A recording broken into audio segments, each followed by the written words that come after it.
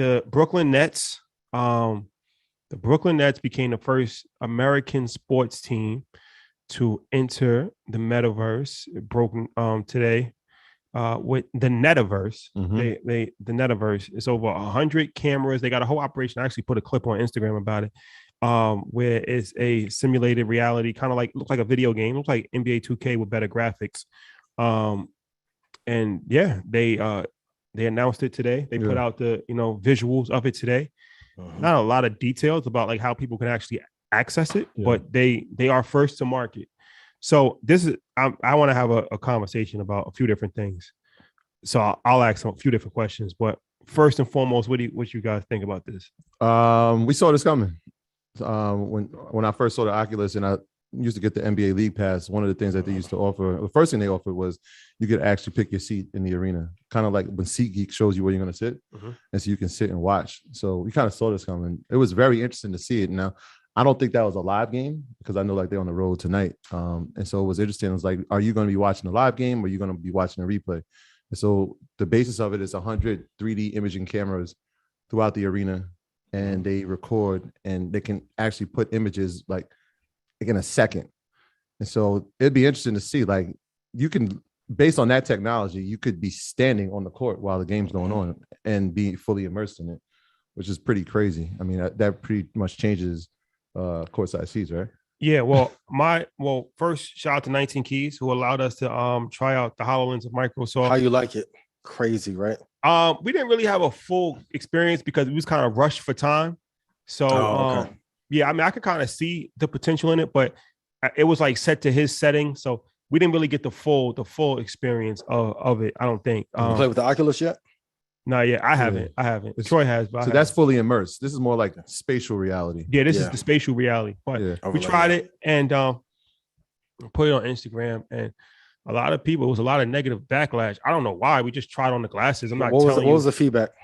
Oh, the Matrix. You're promoting Matrix. You jump in. I'm like, bro, I'm just trying on glasses, bro. Like, I don't know. All this fake woke got to stop, bro. Like, y'all got to chill. First of all, y'all have to chill. At some point, you got to relax. Can we have a conversation? Relax. Put relax in chat. I never promoted anything, bro. I just tried on a pair of glasses. I just wanted to see what it was like. Yeah. I'm not telling you to go smoke crack. Like, but that's a different story for a different day. But long story short, I always thought that sports would be the biggest thing for VR, AR type of thing, because I'm like, that to me makes the most sense out of everything. Like, if you can virtually be ringside with Floyd fighting, and you can actually feel like, you're actually like people paying $30,000 for those tickets. So if you could actually be ringside, or if you could be courtside and watch LeBron play, and people paying $15,000, but you can only pay $200, but it's actually so. It's interesting to see, because what came out today looks like more of a video game experience. It's not how I like imagine it to be at one point, where it's actually like a real virtual. Live, but right? That to me, because people were saying like, what's the point of doing this when you can actually just go to the game? But how I envision it, when you can actually be in the, like, feel like you're there and like they're running past you, like that's an experience that I think people would pay for. And that's different from actually going, because unless you're actually sitting courtside, you're not getting a courtside experience. I think they'll get to that point where you'll actually have it live, right? It's just about how many cameras that you'll be able to put on the courtside, or how you position them within the arena. The interesting part is that if you look at courtside, that's only 30 to 40 seats, right? And that's 15,000 maybe per seat. But how many people can buy an Oculus, and now you have them paying $99 to be at the same courtside? So you could have 50,000 people courtside as opposed to 40. So it's this huge business opportunity, right? Yeah. I mean, and the thing that I'm really excited about with the NBA and NFL is like giving the fans a chance to quote unquote meet the players and do locker room experience and all that. Like, there's going to be a lot of monetization there. I agree. It doesn't look as good as it should yet, but I think it's a great start. But do we think it's going to have the revenue impact that everyone is projecting? Well, I'll say for the Nets.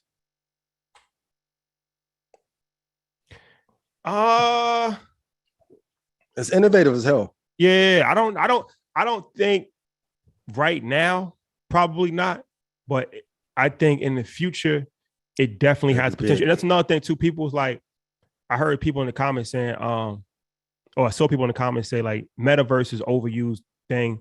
Like, but it's really whatever you make. Like, there is no such thing as what the metaverse is.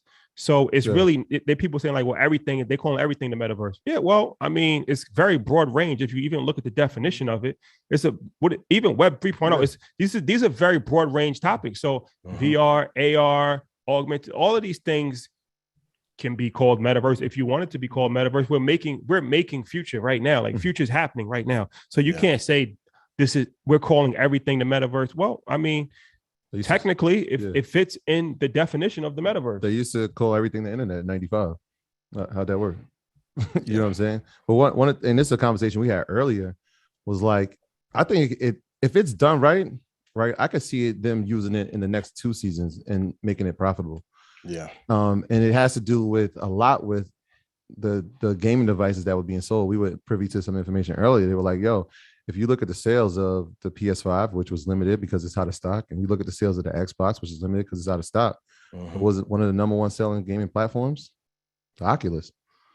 And so if kids are buying that in bulk, right, because they can't have access to the PS5 or the Xbox, it's like, well, if we give them this incentive now like, Mom, I have to have that. Daddy, we can go to the game together. You see what I'm saying? Like, I think if they do this right, which I got a good feeling they will, I can see it in the next 2 seasons being profitable. The biggest thing, they have to improve the experience of actually using the hardware, because I have an Oculus, that's not comfortable. Right. So long periods now. Yeah. So they have to improve upon that, but I think it'll have a great impact on the NFL. But I do want everyone here, I want you to go Google what is the purpose of the metaverse, and even with the Matrix thing. We want to do it this week. We can have a long breakdown. Was Morpheus a good advocate in the Matrix or evil?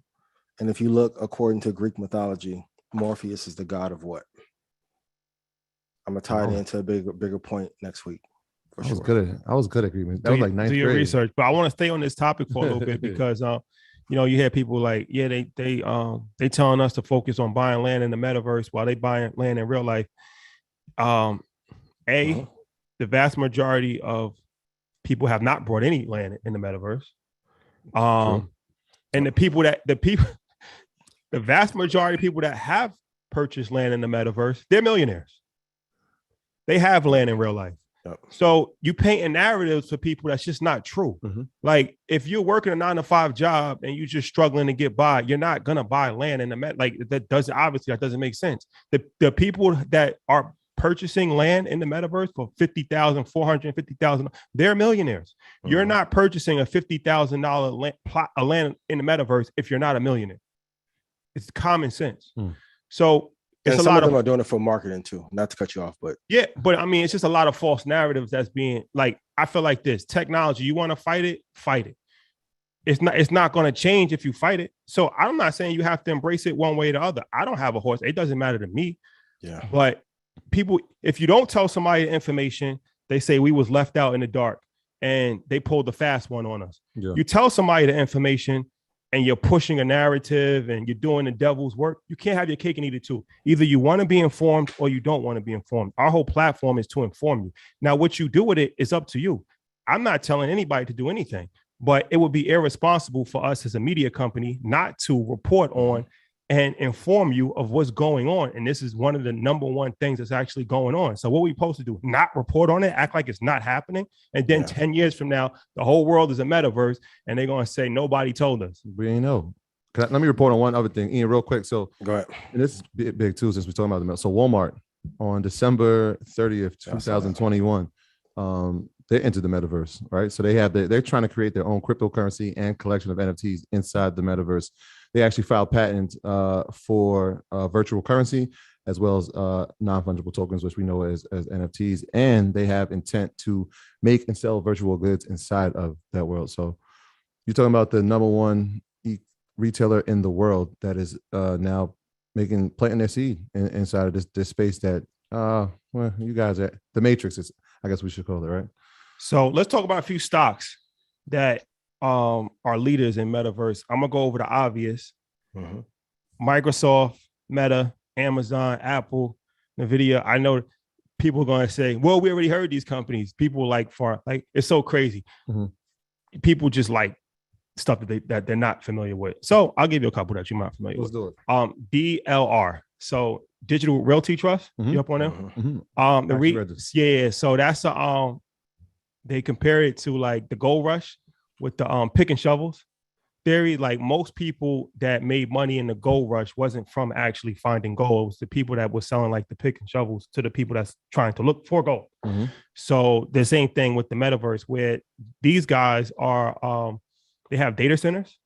They have 280 data centers across 50 metropolitan areas. So the ticker is DLR, and they're in 6 continents. So as VR, AR grows, data centers are going to grow as well, right? It's going to be more data centers needed. It's just common sense.